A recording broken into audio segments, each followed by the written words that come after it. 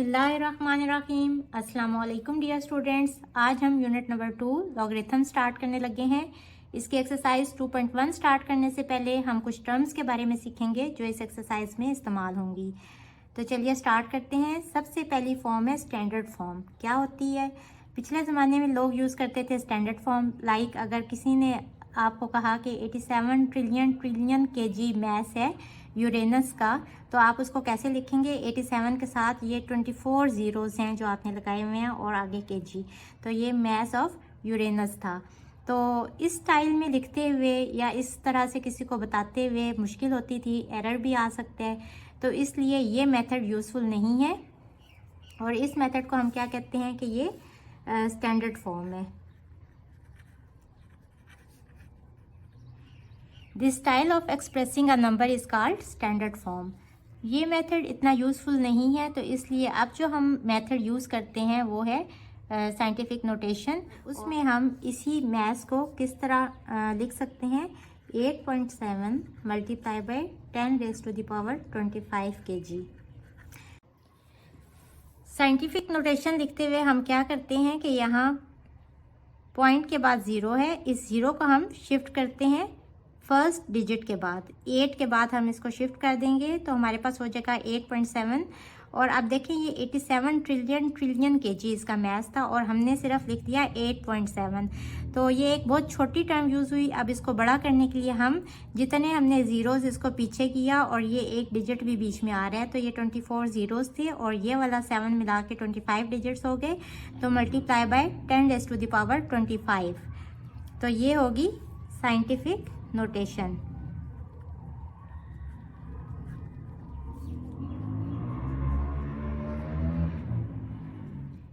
Exercise number 2.1 का question number 1 है, right the following in scientific notation.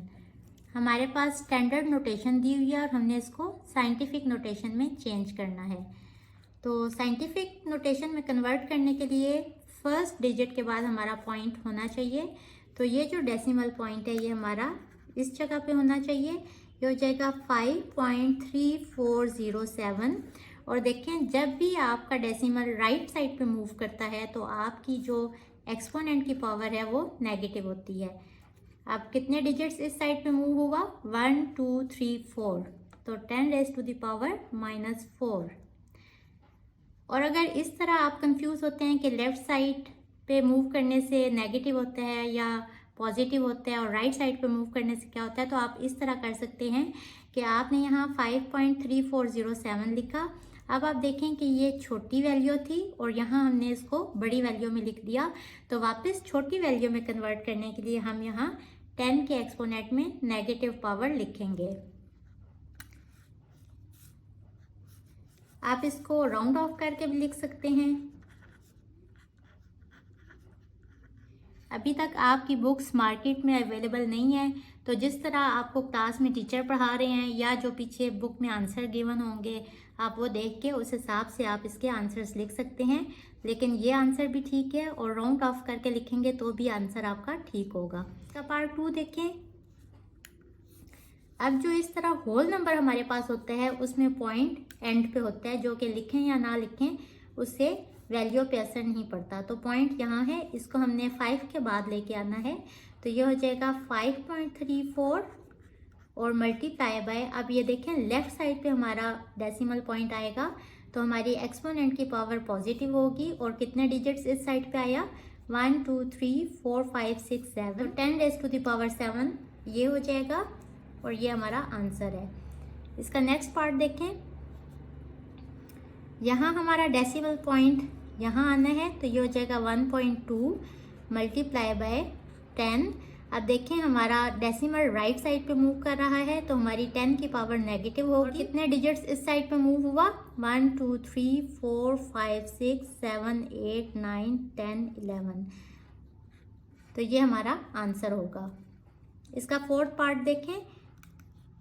ये हमारी ऑलरेडी जिस जगह पे हमें डेसिमल चाहिए था उसी जगह पे ही है, तो हमने इसको साइंटिफिक नोटेशन में लिखना है। हम इसको ऐसे लिख सकते हैं क्योंकि हमें पता है कि 10 की पावर 0 होगी तो वो 1 के इक्वल होगा। बिकॉज आप ऐसे कर लिख सकते हैं कि सिंस 10 की पावर 0 इज इक्वल्स टू 1। तो ये हमारी रिक्वायर्ड साइंटिफिक नोटेशन होगी। Question number 2 is right the following in standard notation. Question number 1 में हमारे पास स्टैंडर्ड नोटेशन थी और हमने उसको साइंटिफिक नोटेशन में चेंज किया था, और यहाँ हमारे पास साइंटिफिक नोटेशन है और हमने इसको स्टैंडर्ड नोटेशन में चेंज करना है। 1 देखिए 9.067 multiply by 10 raise to the power -5। तो देखिए यहाँ से -5 से हमें पता चल रहा है कि ये हमारा लेफ्ट साइड पे जो पॉइंट है ये मूव करेगा, और कितने पॉइंट्स मूव करेगा? 5। एक पॉइंट जो है वो 9 हो गया, और बाकी कितने डिजिट्स हैं? 1 2 3 4, 9 को मिला के टोटल 5। तो इस जगह पे हमारा पॉइंट लगेगा, और आगे वाला नंबर हम एज इट इज़ लिख लेंगे, यहाँ 0 लगा देंगे। अब आप देखें इसको कि यहाँ 9 के बाद पॉइंट है और यहाँ से यहाँ तक मूव करके आया, तो दरमियान में कितने डिजिट्स आ गए? 1 2 3 4 5। तो ये आपने देख लेना है कि जब नेगेटिव नंबर होगा तो हम इसको लेफ़्ट साइड पे मूव करेंगे, और जब हमारे पास पॉजिटिव वैल्यू होगी पावर में तो हम उसको राइट साइड पे मूव करेंगे।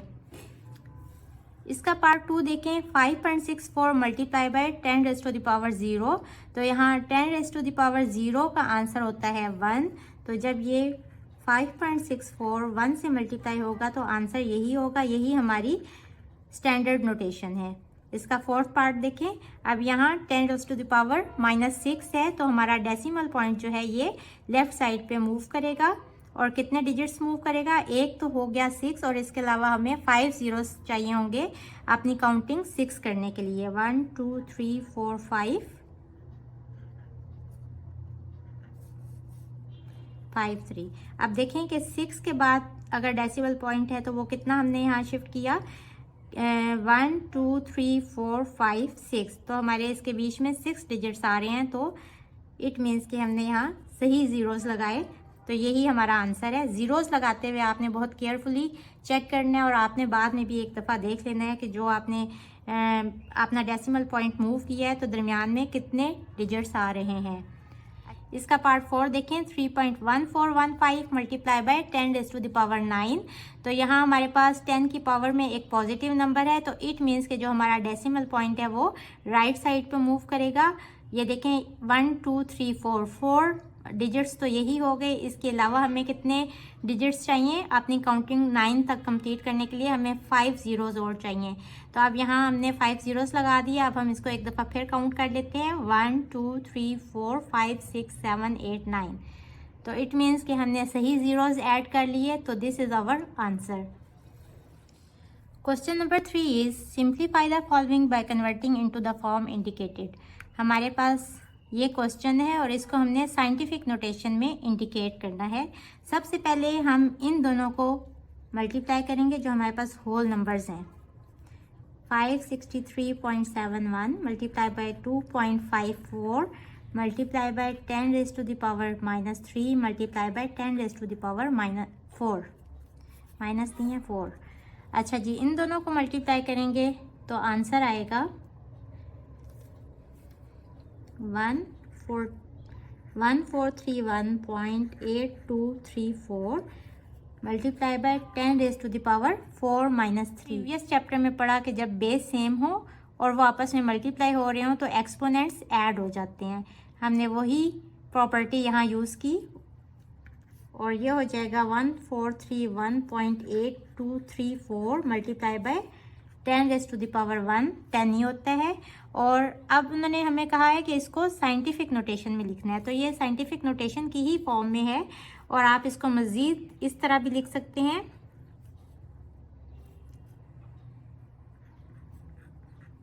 यहाँ देखें कि हमारा डेसिमल पॉइंट 3 डिजिट्स जो है वो लेफ़्ट साइड पे मूव हुआ है और ये जो हमारी वैल्यू थी ये छोटी हो गई है। तो इसको बड़ा करने के लिए +3 लगाएंगे और 3 + 1 इज़ 4। तो हमारा 1.43 multiply by 10 raise to the power 4 is the answer. अच्छा जी, इसका नेक्स्ट पार्ट देखें। इसमें हम इन दोनों को मल्टीप्लाई करेंगे और जो बेस है ये प्रॉपर्टी ऑफ एक्सपोनेंट यूज़ करते हुए जब कोशेंट फॉर्म में बेस हों तो ये वाली बेस जो है इसकी जो पावर में जो भी नंबर लिखा हुआ है वो ऊपर जाके माइनस हो जाएगा। तो इन दोनों को मल्टीप्लाई करने से हमारा आंसर होगा 12915.783। और ये देखें, ये अगेन हम यहाँ प्रॉपर्टीज़ ऑफ एक्सपोनेंट यूज़ करेंगे कि हमारे पास दो नंबर्स हैं जिनकी बेस सेम है और ये एक्सपोनेंट फॉर्म में है, तो इनकी पावर्स जो हैं वो माइनस के साथ ये ऊपर आ जाएगी। 915.783 इसको सिंप्लीफाई करेंगे, -3 -3 इज़ 10⁻⁻⁻6। हमने इसको साइंटिफिक नोटेशन की फॉर्म में लिखना है, तो हम अपने डेसिमल पॉइंट को फर्स्ट डिजिट के बाद लिखेंगे।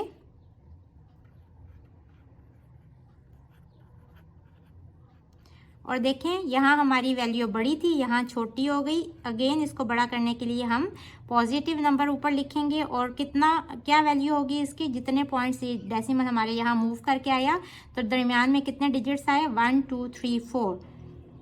और ये वाला एज इट इज़ 10⁻⁻6। अगेन हम प्रॉपर्टी ऑफ एक्सपोनेंट यूज़ करेंगे कि हमारी बेस सेम है और दो नंबर्स आपस में मल्टीप्लाई हो रहे हैं तो इनकी पावर्स ऐड हो जाएंगी। तो 4 - 6 इज़ -2। तो हम इसको लिख सकते हैं 1.292 मल्टीप्लाई बाय 10⁻⁻2। आप इसको एज इट इज़ पूरा भी लिख सकते हैं और आप इसको इस नंबर को राउंड ऑफ करके भी लिख सकते हैं। तो दोनों तरीके से आंसर आपका ठीक होगा। क्वेश्चन नंबर 3 का सेकंड पार्ट देखें। इसको हमने स्टैंडर्ड नोटेशन की फॉर्म में लिखना है। ये एक्सपोनेंट में है तो इनकी जो पावर्स हैं वो माइनस हो जाएंगी।